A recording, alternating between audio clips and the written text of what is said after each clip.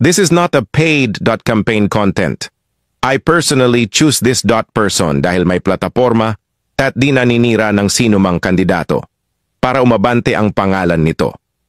Sa mga Las Piñeros bot ito ang need natin sa konseho subok na sa bot serbisyo, maasahan na tao.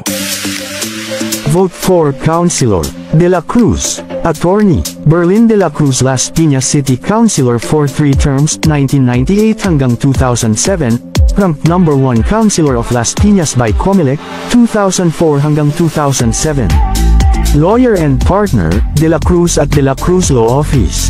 Studied at St. Joseph's Academy and University of Perpetual Help, Las Piñas. #11 in the ballot. Babysitter to his grandchildren. Father of Maybelline De La Cruz from home along Dariles, and a graduate of St. Francis of Assisi College, SFAC, Talon. Taga-Talon tulad ninyo, ang mga konsehal po ay gumagawa ng mga batas, ordinansa, na ipinatutupad ng mayor. Bilang nag-iisang abogado sa City Council, naging chairman po ako ng Committee on Law sa loob ng 9 na taon, tinitiyak na ang mga ordinansa ay sumusunod sa batas at konstitusyon. Sa aking panunungkulan, naisabatas po ang Green Card, libreng living, at Friendship Route programs. Ako po ay isang independent candidate na walang koneksyon sa anumang political party.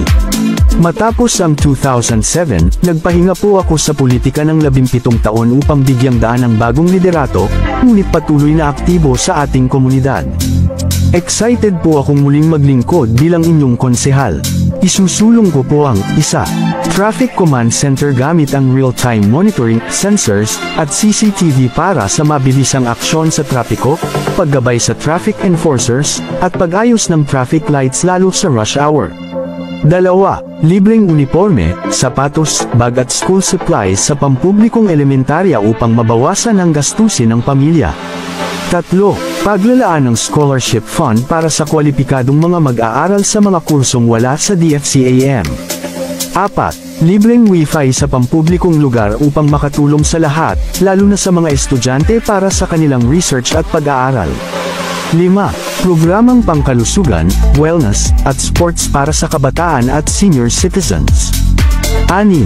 Pagpapalakas ng suporta para sa senior citizens, solo parents, at PWD, kabilang ang financial aid, libreng check-ups, at accessible public facilities.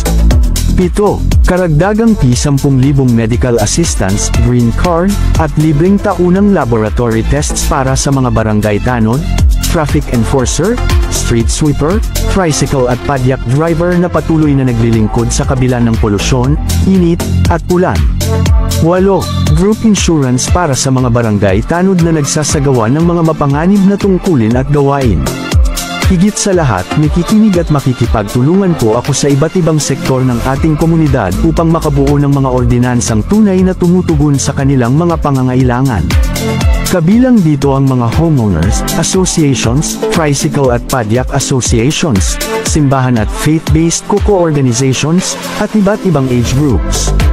Aasahan ko po ang inyong patuloy na pagsuporta. Maraming salamat po, Attorney Berlin De La Cruz.